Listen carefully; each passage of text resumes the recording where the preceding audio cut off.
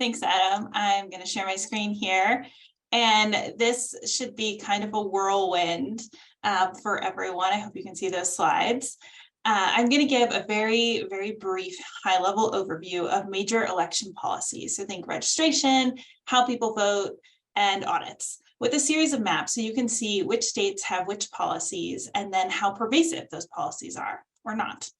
So let me emphasize, each state's laws are different.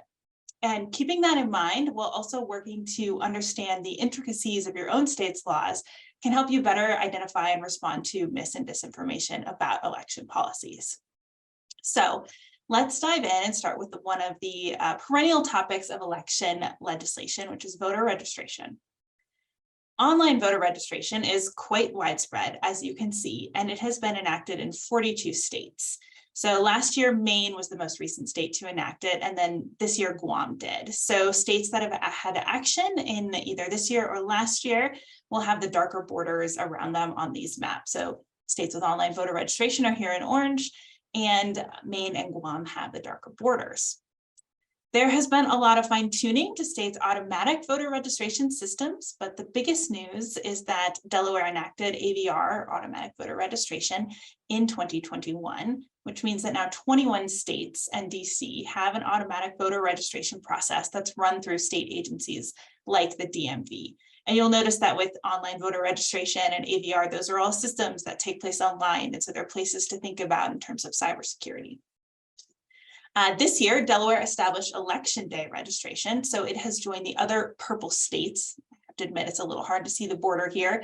And then the states in yellow, Montana and North Carolina, are those that allow voters to register and vote on the same day during the early voting period, but not on election day itself. So Montana previously had election day registration, but that was repealed last year, and it is actually the subject of an ongoing lawsuit. Although we usually talk about states adding these policies or moving in a direction, Montana's move away from election day registration is worth noting because it went in the other direction. And then this year, Arizona enacted bills that will prohibit both election day registration and automatic voter registration. So voter ID used to be the hottest topic in elections, but action has really been down over the past few years, even though it's stayed prevalent in the news. A number of states have taken steps to make their laws more strict, but really the biggest news is that in 2021, Wyoming enacted the state's very first voter ID law. So that means that 35 states now require voters to show ID at the polls, and the remaining states use other means for verifying a voter's identity. Early in-person voting, which goes by many different names like advanced voting or in-person absentee, has gotten a lot of attention lately. So the states that have it are the darker blue states on my map, and then the lighter blue states are the ones that conduct all mail elections, though they also maintain early in-person options for voters who prefer that. So last year, there was a bipartisan effort in Kentucky to establish 3 days of early in-person voting for the very first time. And then this year, and also big news, both Missouri and South Carolina added early in-person voting options for all voters.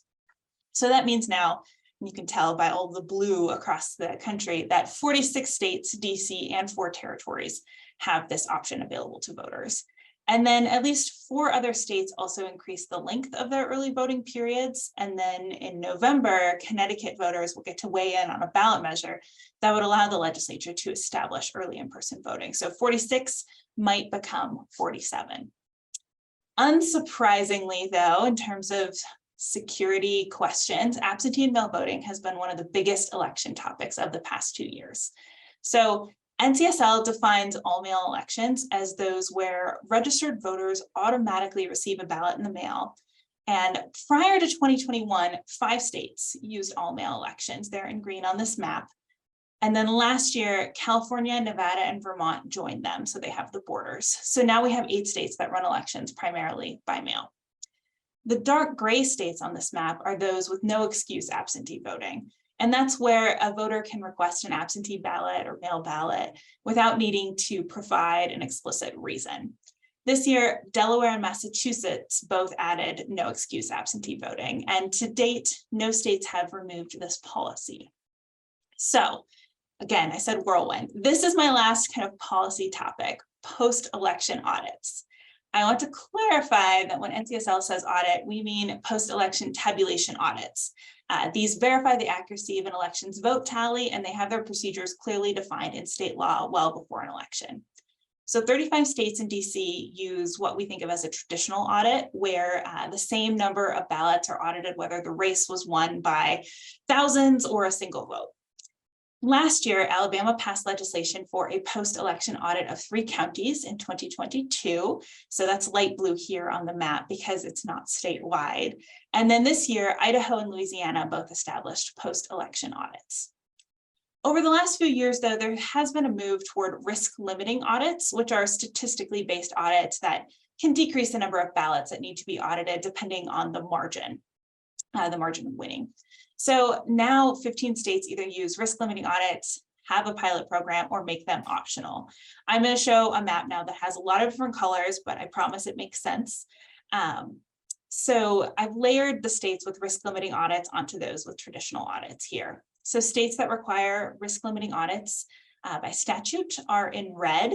States with traditional audits, as well as either pilot programs for RLAs, those are risk limiting audits, or optional ones are in purple, because purple is what happens when you put blue traditional and red RLA together.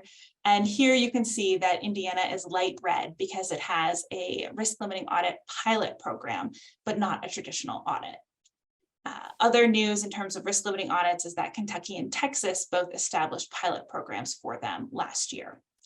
So I think this is a very high level whirlwind overview that connects to a lot of different questions and ideas around cybersecurity, as well as mis and disinformation. So I want to note that NCSL maintains a database of all introduced election legislation, as well as a webpage that lists all of our most popular resources.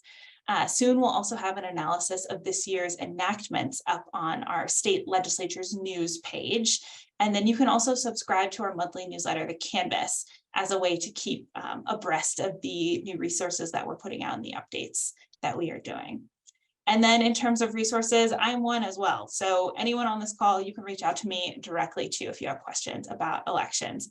I am happy to help or to find someone else who can. All right, thank you.